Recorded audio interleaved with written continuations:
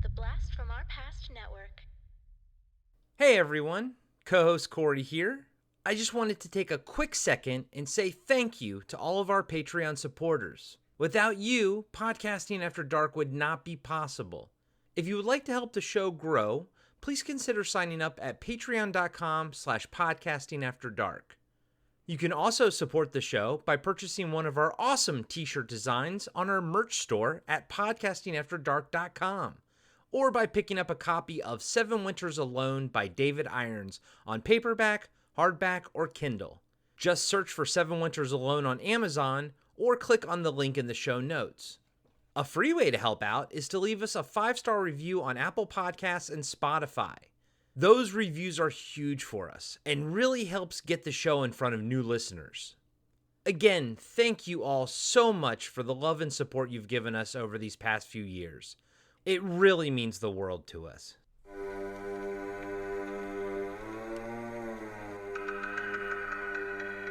Welcome to our Patreon exclusive interview series for Podcasting After Dark with your hosts Corey Stevenson and Zach Schaefer.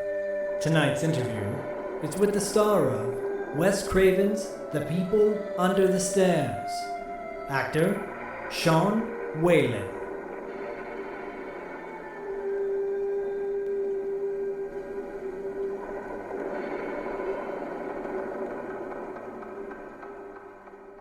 Sean Whalen, thank you so much for being on Podcasting After Dark.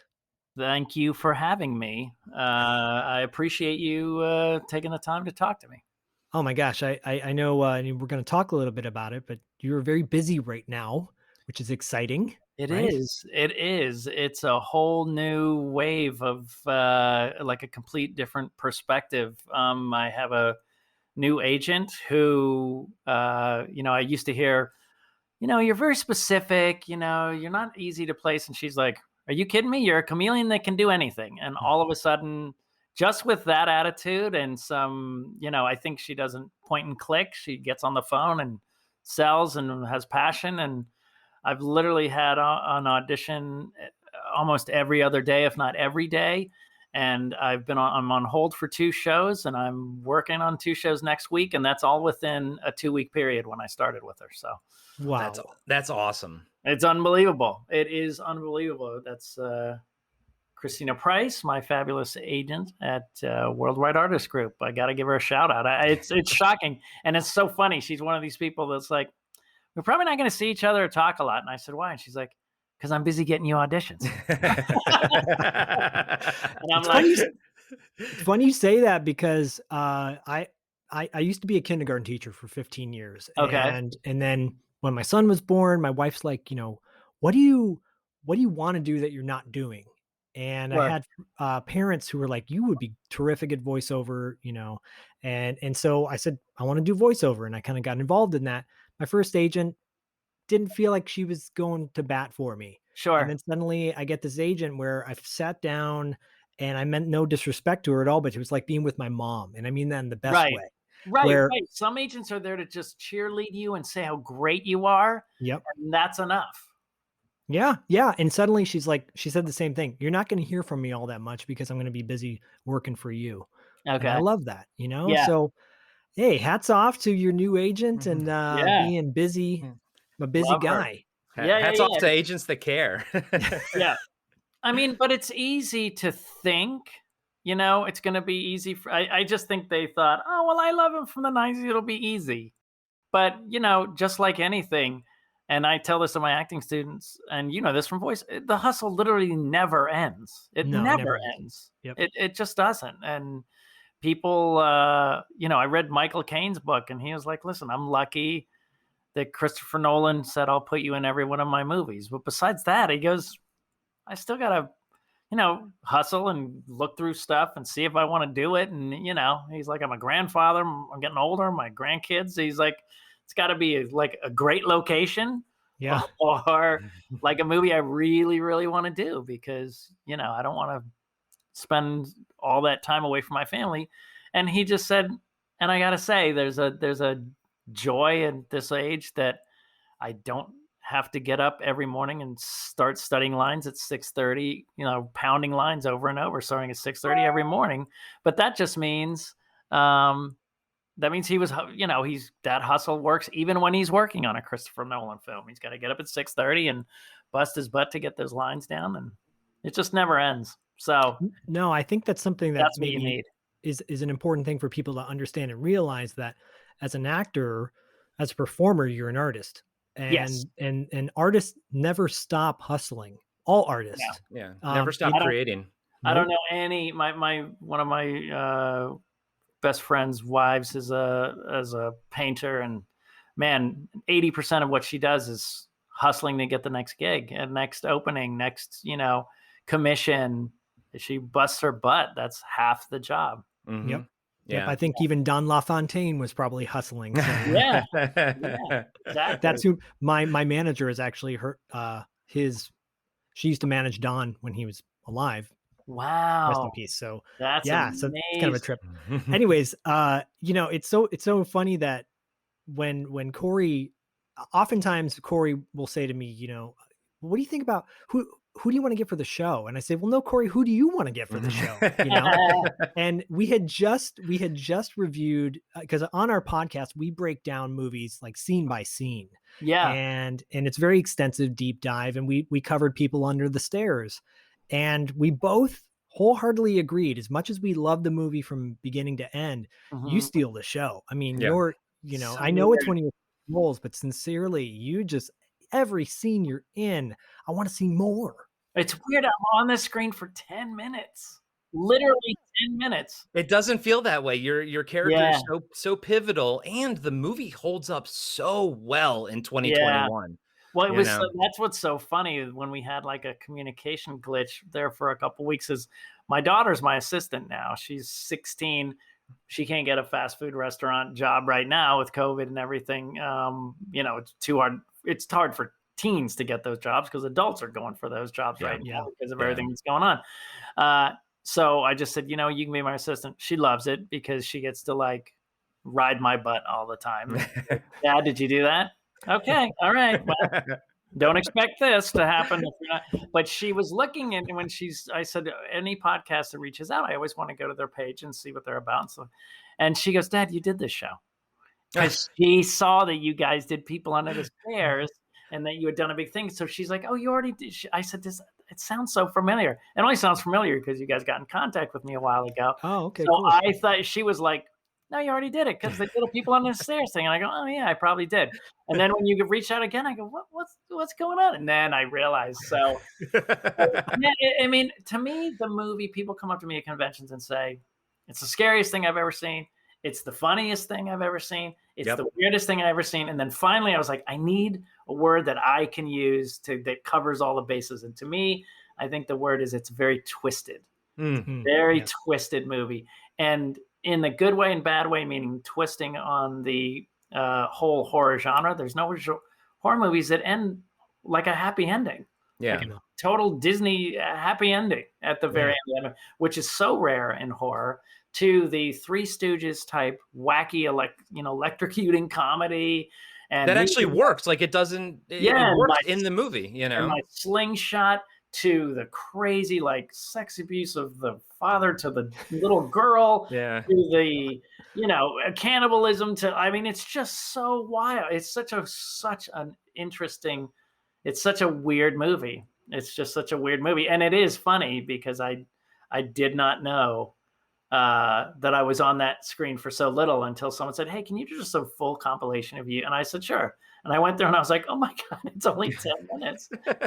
Well, it is amazing sometimes when a particular character or actor in a film stands out, and then you do realize that they have very minimal amount of time on screen. Yeah. But yet the time that is on screen is so important. It's so meaningful. And I think that's where your character is in the film. It's pivotal.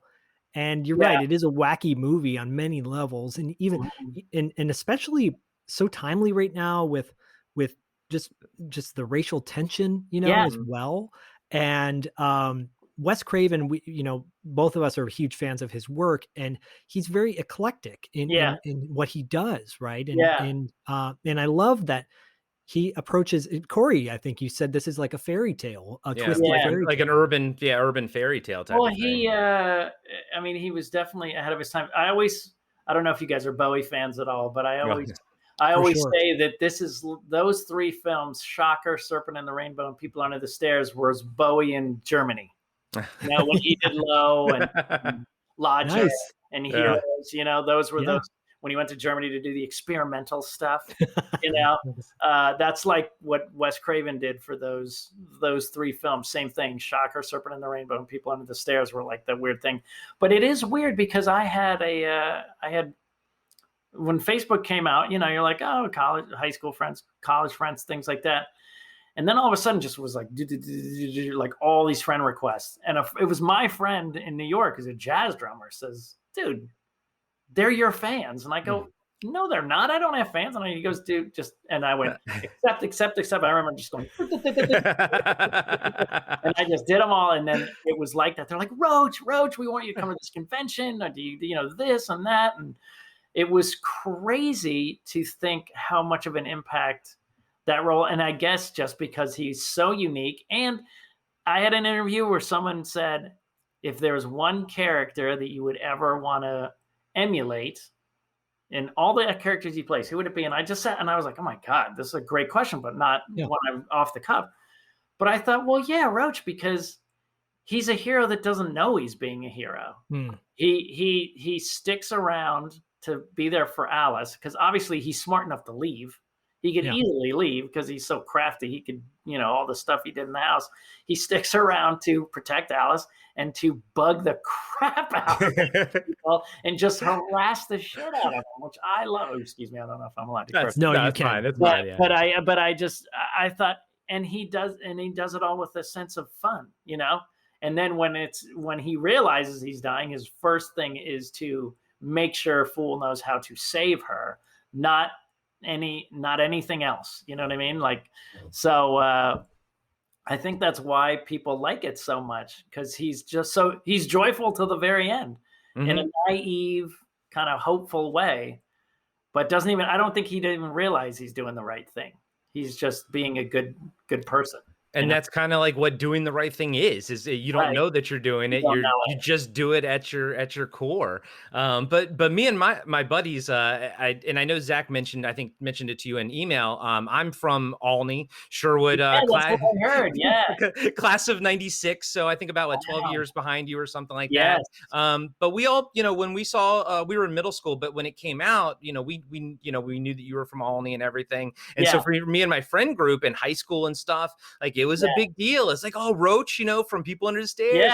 Yeah. So it was cool. And Zach mentioned who did we want to interview? Honestly, man, the moment that we started doing this podcast, you were like my number one person that I wanted to talk to, but I was too nervous.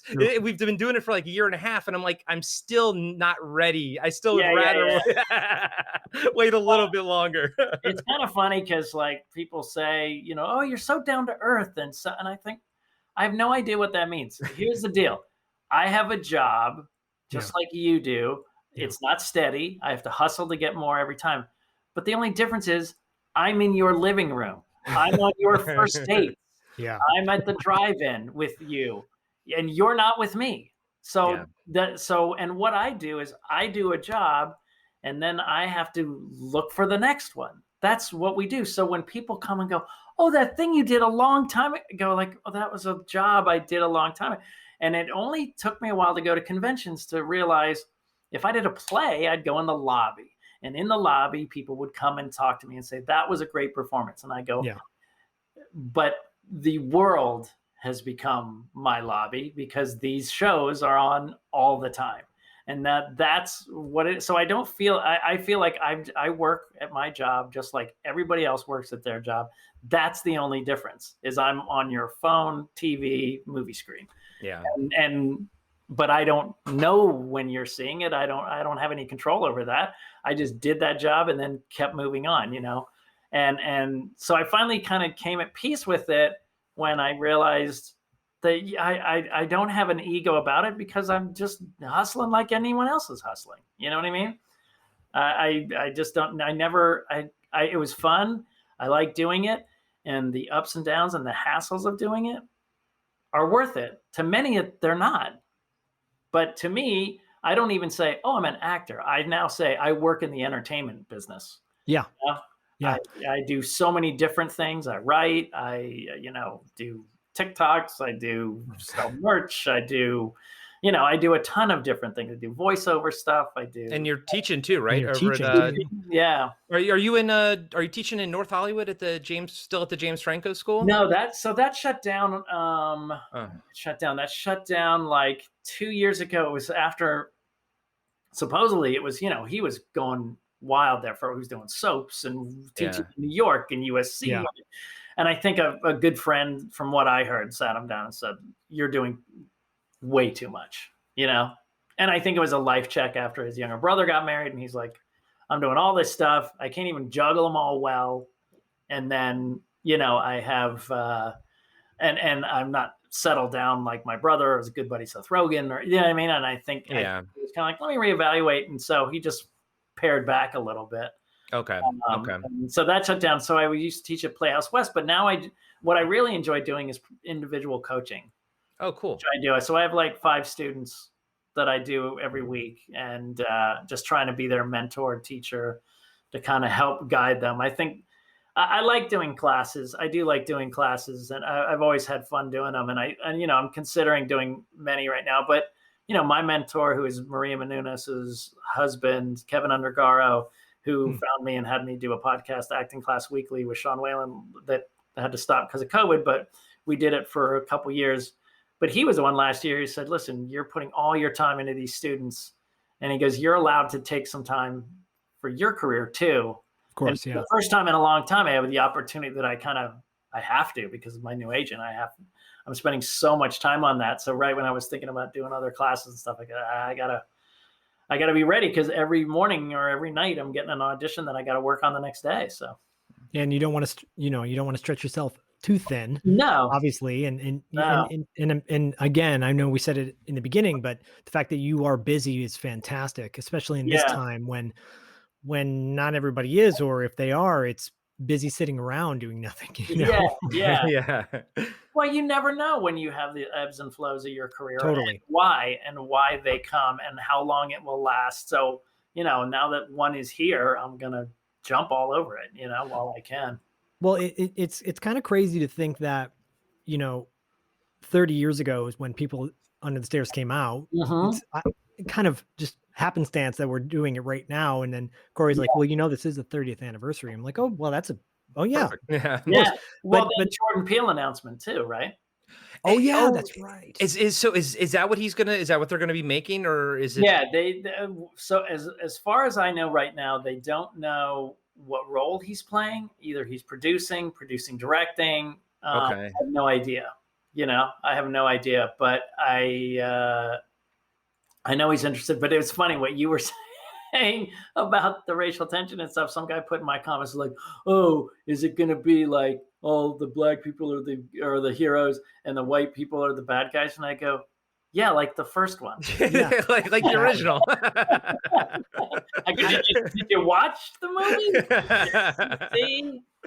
I mean, how many horror films can you name where the black survivor is the survivor? You know what I'm saying? Like where quite often there was like the cliche that the Wayans brothers would joke about in Scary Movie. It's and then the Night of the Living Dead, the most powerful ending of any movie, that was such a huge commentary on society. Like, totally. Wow, even though he's the hero, he didn't make it based on his skin color. So I mean so that's what Brandon Adams used to say when we'd go on conventions. He'd say his grandmother was protective, old school, and she was like, "I don't like the cursing. There's a lot of cursing. I don't like that. And some of the, eating of people and things like that. Not really into that." And he just said, "Grandma, I got to do it." And she said, "Why?" And he said, "I've never seen a little black kid save the day."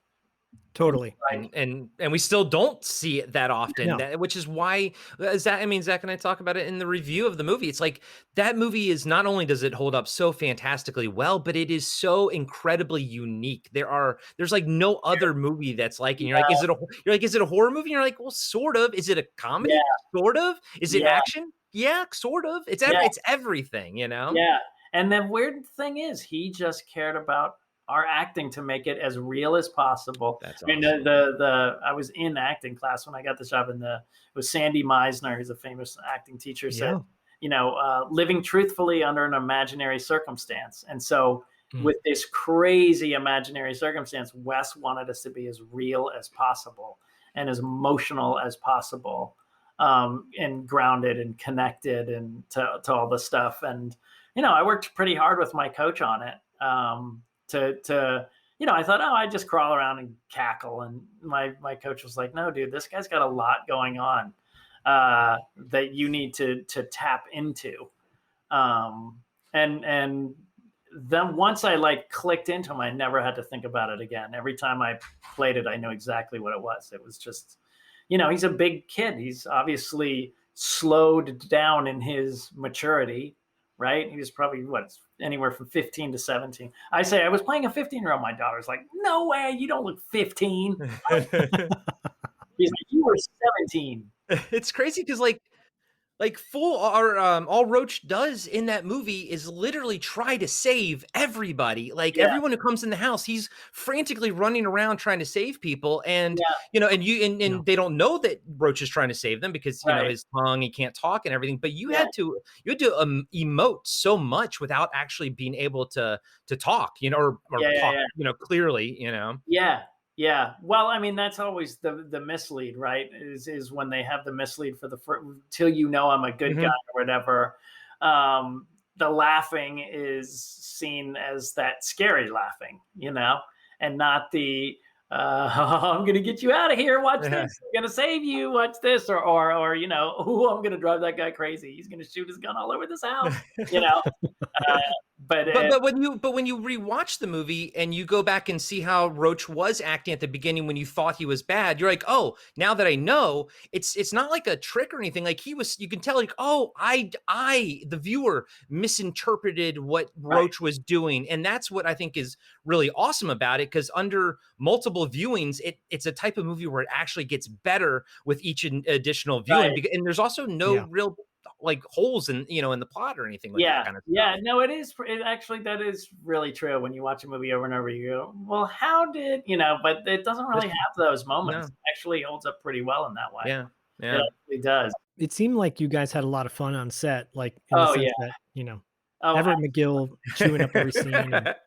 Well, Everett, everyone asks about them, but I didn't work with them that much. I worked with Everett only like one day, the one day that he's that bathroom scene where he's kind of coming after me. The other days when he's running around shooting stuff, I wasn't necessarily there. I just did voiceover stuff later on. I had to do a lot of ADR to go in there and do all the laughs that, echo through the house at the beginning of the movie and stuff like that. But, and Wendy, I hardly ever worked with. I rarely saw her. Mostly I saw Brandon and AJ Langer, and, we had a great time. It was really fun. And I'm really great friends with Brandon now and Jan Birch, who played the main Stairmaster. But I never saw him either. I only saw him a few days, but it was mostly, Brandon and AJ, most of the time. What I love about what you said earlier, that Wes kind of just, allowed you to really be who you were on screen, and it comes across, and the fact that this wasn't your first acting gig, but it was your first theatrical. It was my first movie. Yeah. And you said you were still in school at the time. Where were you? No, I was 27 years old. Oh gosh. Okay. Yeah. I was playing a 15 or 17-year-old. I was playing at least 10 years younger than what I was. It reminds me of Vince Vaughn in Swingers when he's like, talking about playing a 15-year-old or whatever, and or a 7-year-old. Well, times are not easy living in the walls of the house. It was funny. We saw Wedding Crashers. Like, oh, you got to see Swingers. My fiance, she starts watching. She's like, this is a guy's movie, and I was like, Totally. yeah, Yeah. it kind of is. It is a guy's movie, but it's so relatable as a guy during Yeah, that yeah, time. But that's all. yeah. But I also think it is a cute romantic. It's still a rom-com in a way. You know what I mean? Totally. So Yeah, it's very relatable. I can see you yeah, playing, John Favreau's character. So, yeah, well, and so in researching a little bit, and I was looking up, I was reminded that of the Ferris Bueller television show back in the day because yeah. I used to love that show, and I thought Charlie Schlatter was fantastic on it. I didn't really know the show that Yeah. well, but I was just talking about it recently on my social media because that was my first theatrical job. And People on the Stairs was my second. But that was because I had done commercials for a few years. Yep. But it was my first acting job, and I was doing a comedy scene with Cloris Leachman. That was my Wow. first Wow. acting job Rest in doing it. peace. Yeah, right.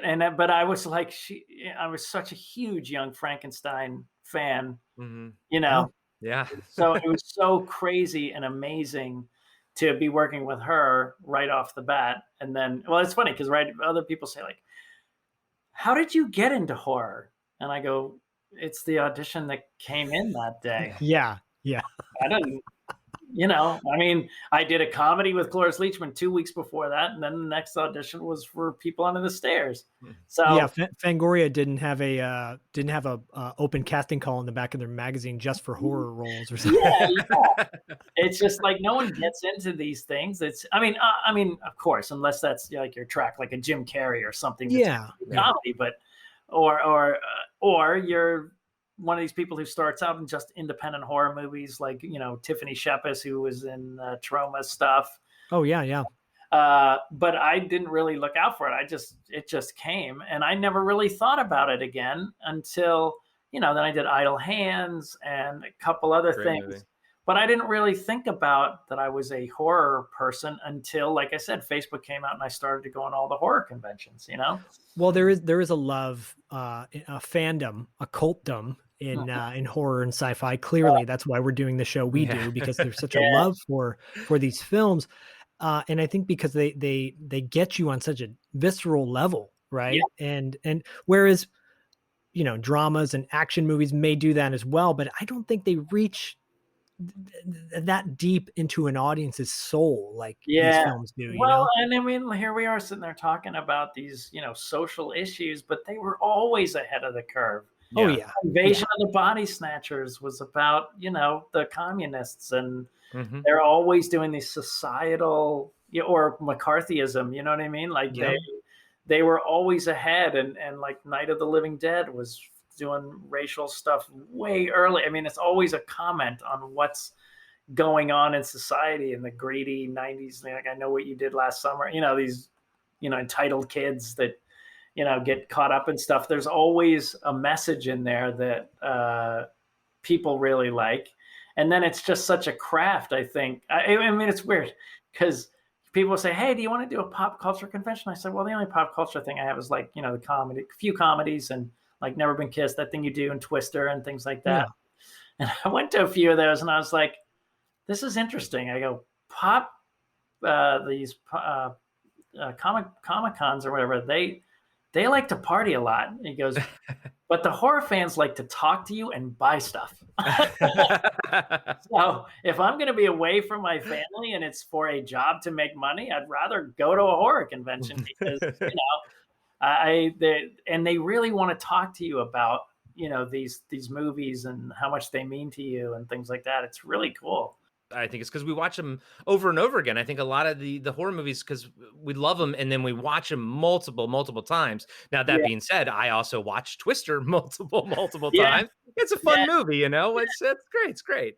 But but like I'm not gonna have a 4-hour podcast talking about it like we did about People Under the Stairs, And it's not to take anything away from Twister because I think it's a fantastic movie. But there's so much meat on the bones to good horror movies like People Under the Stairs that actually give you like you're like, oh, I'm enjoying all the desserts and the fun and the slaughter, and like, wait a minute, I'm learning something too about humanity, and that's good horror movies right there. Yeah, it really is. and that's the funniest thing is he was the nicest, sweetest, most gentle guy ever. It's just like when you meet, like, I've worked with Rob twice and know him, pretty good acquaintance, Rob Zombie, and we've gone to a couple parties and stuff like that. He's just like the nicest, nerdiest dude ever. He's like, I got the night that was in the Munsters house in my house,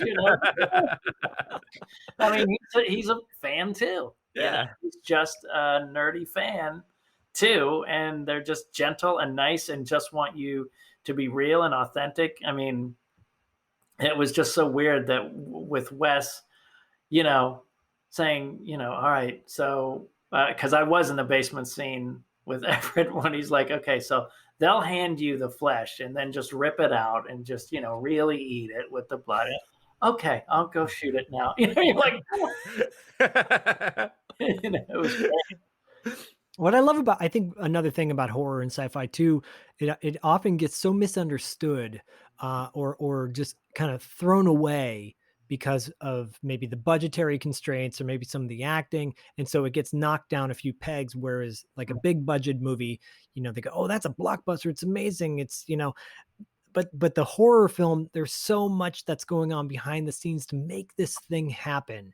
And I think that's what Corey and I were talking about recently, but that was that whether a movie is a $1 million blockbuster or it's something independent that 300 people saw, the fact is behind the scenes, everybody's working their butt off to put this thing on screen. And how cool is that? How cool, whether it's people under the stairs. That's all movies though, in a way, Yeah.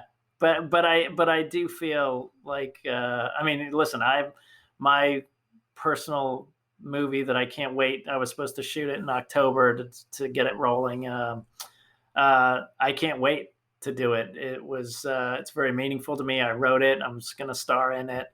It's great. It's called Crust. It is about a lonely guy that works in a laundromat who, collects all the left socks, the separate socks, throws them in a pile, and he sweats and wipes blood off and sneezes and jerks off into these socks in a little pile in the corner. And then one day he's bullied and he cries in him and it comes to life to kill for him. It becomes like a little sock monster. It sounds amazing. A little basket. It looks kind of like Oogie Boogie, but made of socks. Oh, nice! In a basket, in a little basket, and he's a puppet. He's a puppet. We made him. We already have him. We have him made. He can do little eye things and look around. He can be very cute and sweet, but then he'll kill. But it's kind of like it came. And it turns out it's not like Little Shop of Horrors where I find out and I'm horrified. It actually turns more like a Willard situation. Oh, okay. He's glad that finally someone is sticking up for him, Yeah. And he's got a little more power and he gets the like Godfather-ish drunk with the power. I mean, every time I say that, I go, oh, how can you say Godfather about your jerk sock monster? But anyway, but it's the descent. We all know, Mike Corleone's descent into the power-hungry trip.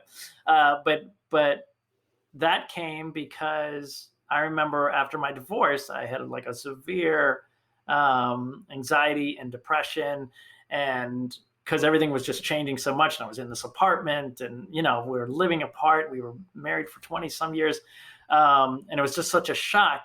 And then when I came out of that, it was weird because people kept saying, "Oh, you need a pet. If you have a pet, that's something you can care for." And I get the understanding, but I was like, dude, I can't get out of bed. I'm down. I was like 120 pounds. I wasn't eating. I was like, I said this, I couldn't take care of. But at the end, two things happened. I went, oh, a pet would have made sense. And secondly, I was really mad. I got mad after my depression, going, God, what a waste of time. And it's all because of, this and that. And I was just really, really angry. And that movie just went and just flew out of my body onto the thing. And you go, that's what good horror should be too. It's coming from somewhere real. No one ever talks about the anger after you're depressed. That you're just angry that because anger and hurt and all that anxiety is upset, and then but it's going inward. it's on yourself. That's why you're getting depressed and anxious. But then when you flip it, then you go, that's where the anger came. And I went, oh, this is great. And my guy goes through all the depressive stuff, but as the thing starts killing for him, he starts to turn into like kind of an asshole and kind of like, this is awesome. This is okay. I don't mind having this little sock monster. You know what I mean? Well, when do you guys think you're gonna start rolling on it? So it started. We were going to do a half-hour template thing. We got approached for a couple people, but the way they were talking, I don't know if you know independent filmmaker Jason Trost, his wife Talay Wickham. They did the FP. If you guys ever saw the FP or FP1, you guys would love the FP. Okay. And I do like cameos, and they're very funny. But it's cool. FP.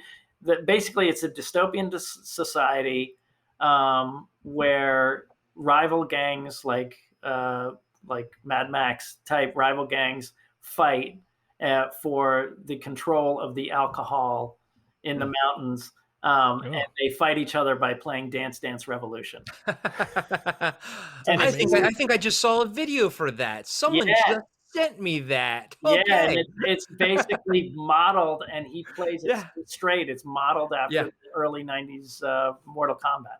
Yeah. Oh, nice. It's so dope, man. And it's so funny. I have a great part in it, and I've been in the other ones. But you guys would love that. But I just want to, and they're good friends of mine, and I thought, I just want to work with them. We know what we want to do. They know how to shoot things, raise money, and do it themselves. And and it all takes place in a laundromat, the whole thing. And you never leave, because that's kind of the feeling of not the depression and, and production too. So then obviously COVID hit, and it was supposed to be last October, 4 or 5 months ago. So who knows, hopefully maybe by the end of this year, maybe just pushing it a year, but I'm really excited about it. I'm shooting it in black and white.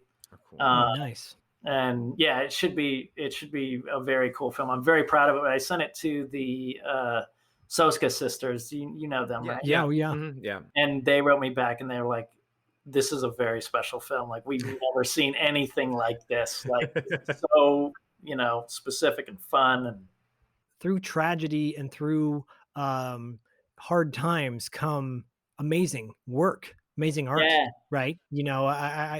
Everybody from Phil Collins making all his best music came out of his divorce, right?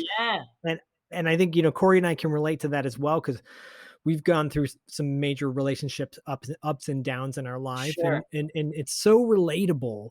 And especially because of COVID and the depression and the level of depression that's so much higher.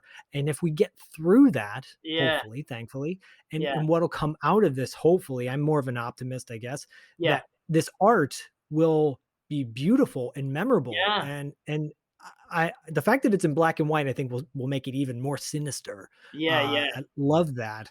And that's very exciting. And it's great that you've broken through that dark period in your life.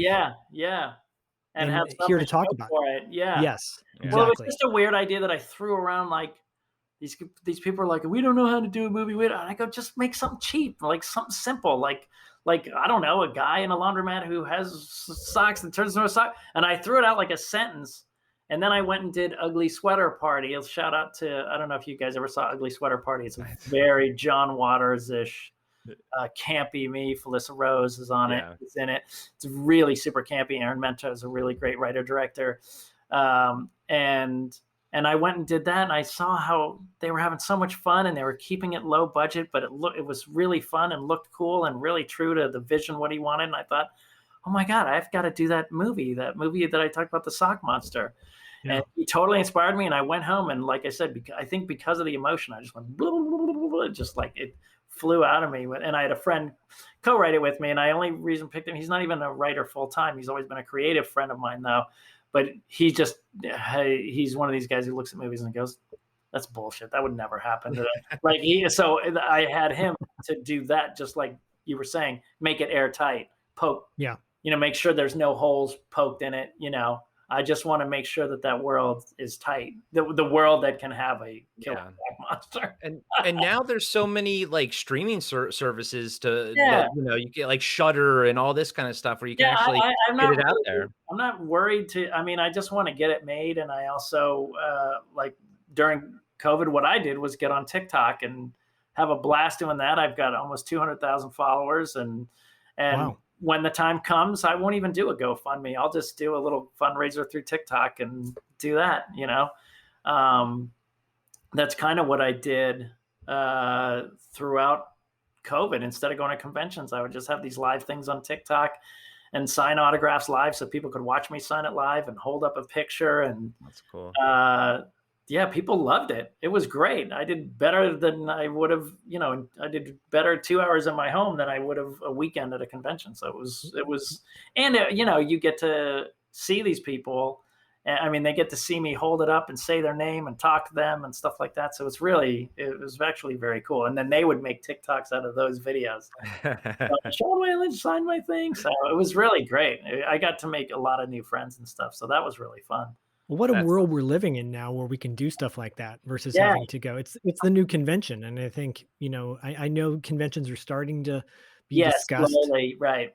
and there's, if you don't have to leave the comfort of your home Yeah. and you're having that sense of an intimacy with a fan, that's Yeah. pretty spectacular. Well, the weird thing for me was I remember when a friend of mine in the business was going, dude, Quibi's going to be huge. And I was like, why would anyone pay for Quibi when you can literally see, a guy in Missouri be 10 times funnier for free on TikTok? Like, why would you even do that? I mean, that's the one thing I loved about TikTok for me was I had no idea, when people go, oh, you love that guy, he's funny, right? And you're like, okay. But when you see that, like, I just coming off the top of my head, this one guy did a whole series playing God and Archangel Michael, and he's just inventing stuff, Yeah. And he goes, I'm gonna invent little bugs that are yellow with stripes, and they're gonna go to flower and save them. And he goes, that is so great. And the yellow, it'll go great with the flowers. And if you touch them, it'll sting you and it'll hurt. I see the Archangel Michael going, yeah, okay, here we go. There's always something, there's always, there's always something. He goes, they're like the dolphins will be cute and fly and they'll be great. And he goes, oh, that's great. And they will be trapped and forced to do shows for me. It's just but that's just a guy in his house. You know what I mean? Yeah. Like, these people are so fun. It's just so great to see everybody's sense of humor. This one woman that my fiance follows, she has really, really bad sleepwalking to the place where they have to have cameras all over the house just in case, and all she does is show these her walking around the house, eating food, farting, and then like going, who's there? Like it's just insane. And it's just so great to see that people just have a good sense of humor, no matter who we are, and that's why I loved it during this very divisive time in our country for so many different reasons. It was just so great to go, what do we have in common? What do we, the people were doing a whole series of the Phil Collins drums, the do do do do. Yeah, that's great. Yeah. And they did that with shutting their cabinets in the kitchen. Like a wife would walk in and they would hear the music and she'd go do do do do do. Just stupid stuff like that, like Vine used to be. I didn't know Vine. Yeah, me neither. And there's all these like social media services, and I think we all say, oh, social media is bad and everything, but it can be. It's like anything else, but it can also be a great platform for great things like this, no matter what you're into. My wife is a huge like plant person, so she follows all of these plant people, and that's great. And then we're I'm on Instagram, like doing stuff. It's great. It's like I say, go find your little corner of the internet and enjoy it. Don't get mad at it. Just have fun. You just need your community. Well, I think that's the new world, right? You don't need to worry about, well, will this sell worldwide? You don't need to sell. My friend who does the FP, He's got a band of loyal followers. Every time he's tried to do a project, he reaches out to them. They fund it. They'll pay extra to come and fly and be in the movie. They love the world. It's one of those kind of litmus test movies that they sit down with the woman they want to marry and go, you better like this. If you don't like this, we could, you know what I mean? Like that kind of thing. And so he's just got this very loyal community. And that's kind of what I wanted to build with Crust too, is just a small niche. But shoot, on TikTok, if you look on my TikTok at all, I did a whole series in the middle of the year called Roach the Roommate, because the house was for sale. Yeah. And so I made a joke about, this guy moves into a house. And the first episode, the guy who co-wrote it with me is a good friend of mine, Gabriel Greer. He played the real estate agent. And I hear all these in the walls. And I go, and I, peek behind a wall, and I showed me, in the makeup and everything hidden in the dark. And I go, wait a minute. And I do a Zoom call with my agent, go, hey, man, is there a man living in the house? He go, yep, page 72, paragraph 8. All sales are final. And so I walk over and I lean in and I go, hey, man. And you just see the fingers come out and I go, you're going to have to pay rent. And he goes, oh. And that's the start of the series. Oh, it's fantastic. Yeah, he eats my pizza rolls. He's using my shampoo. He tries to pay me in gold coins, and it's just me playing both parts. And it's on TikTok. Yeah, it's on TikTok, and I definitely want to try to bring that to. I'm in talks with a friend to possibly put that on like Con TV or something, and do like Adult Swim, where I'd have in a half an hour I have 2 or 3 10-minute just shorts about Roach the Roommate, and then I started to get in this whole thing. One time we did a DJ thing where Roach was DJing at night, and the roommate was like, I gotta go to bed. And he's like, and he's like, what? You're a DJ for bat raves? So then people were like, we want to see more of that. And so we did a whole series called The Rise and Fall of Roach the DJ. And his club becomes really huge, and people are talking about it. And yeah. That's awesome. Definitely check it out. I think I put the first 4 on YouTube. If you go to my YouTube channel, okay. The first 4 episodes. We'll put. I'll definitely put links in when we launch the episode. I'll put all your links, your TikTok and YouTube and everything. But I mean, you're no stranger to comedy at all. My wife and I were I was super excited to see you pop up on Superstore. That was great. And then Sunny too. You're also in Always Sunny as well. Yeah. That was really fun too. Always Sunny. I'm doing. Well, I'm not allowed to say. Is there? Definitely these 2 parts I'm doing, these guest stars next week, are both comedic.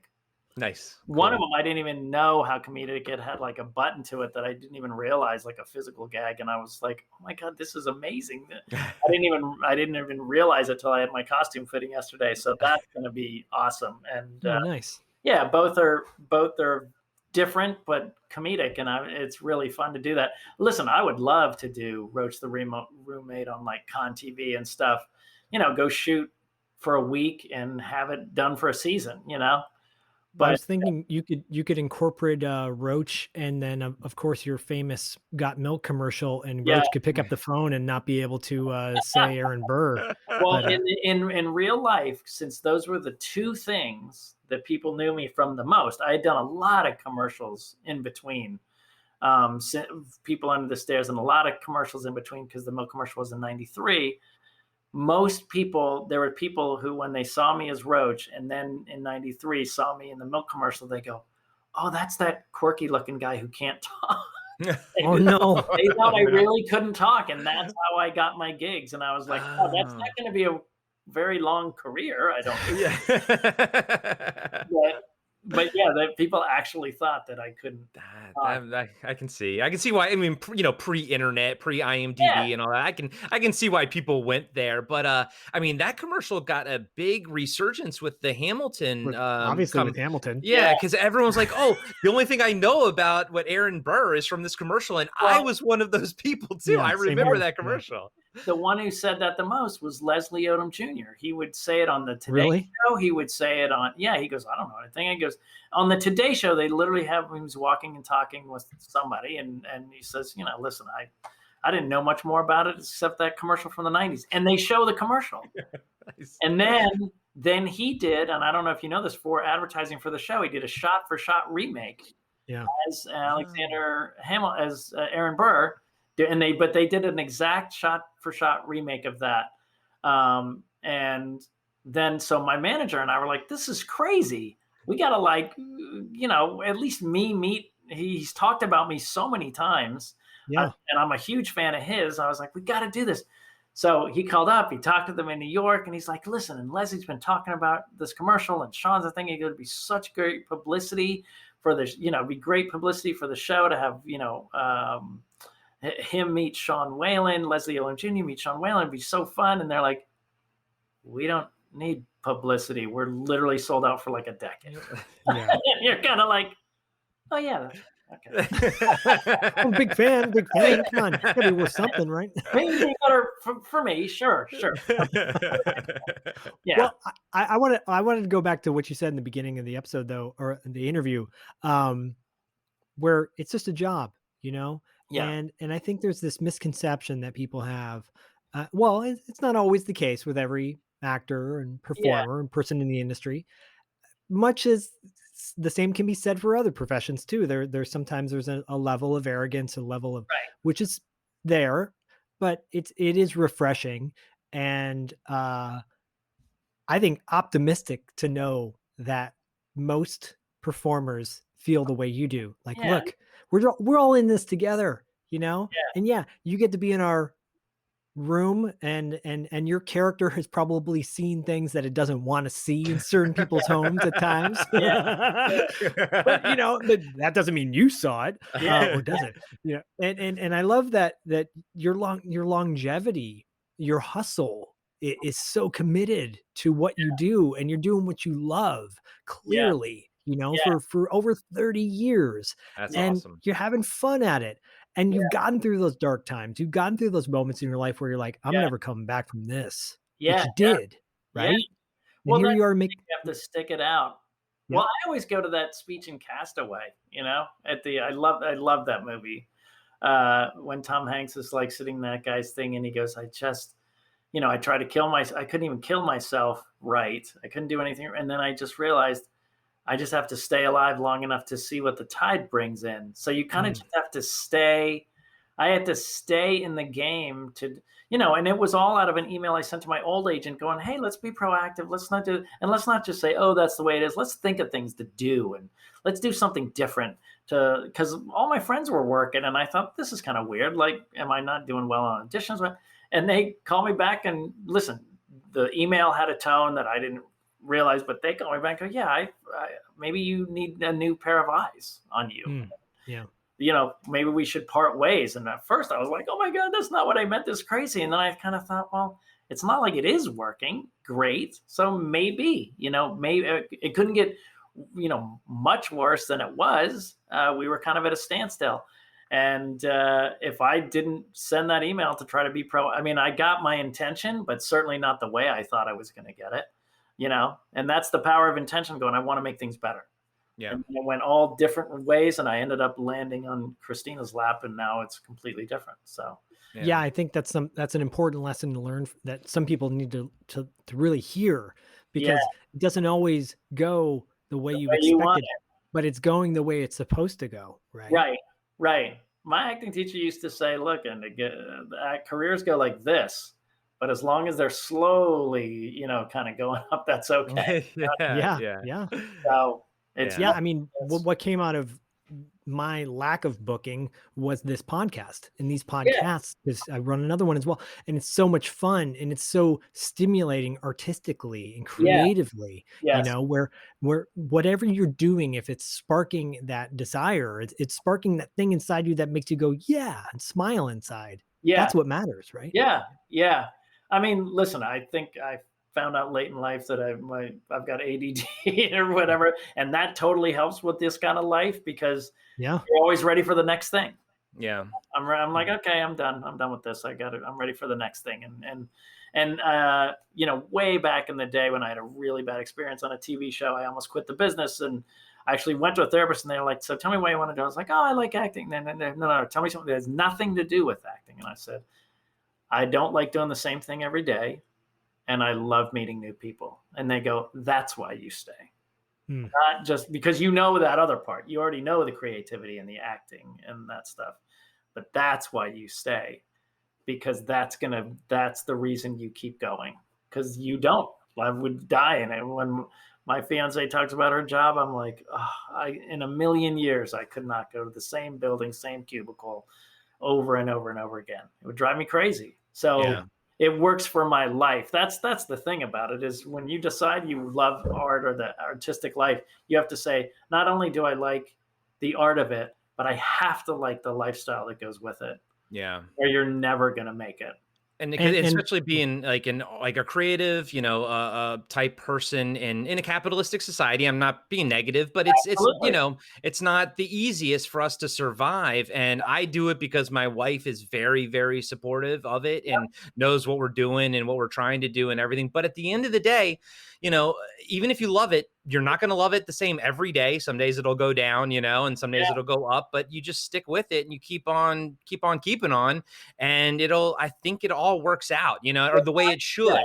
You'll find something, what I mean? Yeah. You'll find something that makes sense through all the different, I didn't know I was going to be writing, and I started to write, and I didn't know I'd do some voiceover stuff, and I got into that. And, you kind of never know. That's why, yes, I'm an actor, but like I said, I feel like I'm an entertainment business person, Well, totally. and also like what you were saying just about surviving, especially when you're depressed. Zach Yeah, and I, he said it. Like we've both been there. I've battled massive dark times, and really sure. at the point, and you just tell people like, look, I'm just trying to survive at this point, Yeah, But at the same time, you don't know it until later. Like in your circumstance, something beautiful can yeah, come out of such incredible darkness. yeah, yeah, But yeah, you have to survive. You have to survive to get there, though. yeah, yeah, Something beautiful and crusty, if you yeah. will. It is. Sean, the fact that you are so busy right now and you took time out of your day means so much to us to Oh, talk thank to two you. schlubs, one in Santa Monica and one in Oregon. Yeah, And during this time, and spark some creative joy in us, yeah, yeah. How do you really. guys know each other? So, oh, go ahead. Do you want to tell a story, Corey? We met through a mutual friend when I was living in Santa Monica at the time. So, Okay. and then we got just good friends. And I lived in LA for about 13 years, and I moved up here. I actually lived in North Hollywood, right across the street Oh from no where way. you worked. Yeah, I was right up there on Magnolia and closer to Cahuenga, but yeah, right around there. And but now I'm up in Oregon, and my wife and I wanted to something a little bit more, slower paced and everything. But Nice. I still go back to Alney. My mom still lives in Alney and everything. Wow, So that's yeah. crazy. I mean, it's totally. I So mean, it's not different. totally changed, but it's big. It's a lot, It's more people much there. bigger. Well, no, I mean the main thing. My daughters, when I went back there, go, I go, there used to just be fields, Yeah, cornfields and just like yeah, huge fields, and now they're all Walmarts and things like that, and big yeah. highways, and you're like, wow, that's That everything, right? that's everywhere. But and I just wanted to say, man, like me, this was a big deal for me. This was awesome. I really, really appreciate you taking the Oh, time thank out of your you. day to do this. Thank So you so much, both of you guys. This was really fun. Thank you for taking us on a little journey of your life and No some of the problem. fun stories, and wishing you all the luck with Crust Yeah, and the thank rest of this. And are you getting married this year, or are you? getting married this year. We are figuring out. It's probably going to be in the fall. Yeah, so beautiful. it's going to be like my daughter's, a couple people from her family, and that's it. And then we're going to have a big party in 2022 or 2023. Nice. Well, Yeah. Mazel Tov and Thank you very Chin much. Chin and all that. Thank you. Yeah. A beautiful thing. And hopefully the next time we see each other, it'll be in person. There And you go. you Yeah, know, we'll figure something out. Well, thank you guys for taking the time. I appreciate it. Thank you. Thank you very much. All right, guys, be in touch. absolutely. You too. Take care. Okay, Thanks, Sean. bye, guys. Bye.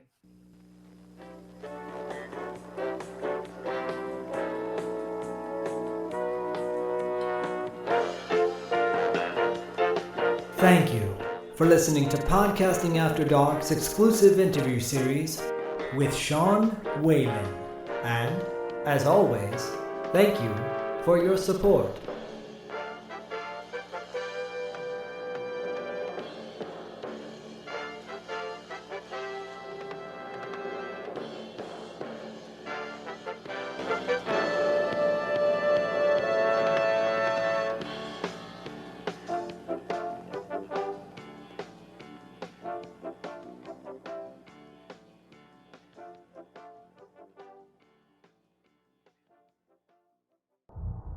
Imagine being one of the last people on Earth, being trapped alone with something not human, something always watching, something always waiting. What would you do? Where would you run? Where would you hide if you were haunted for 7 winters alone? Podcasting After Dark presents 7 Winters Alone, a dystopian haunted house story by David Irons. Available now in paperback and ebook.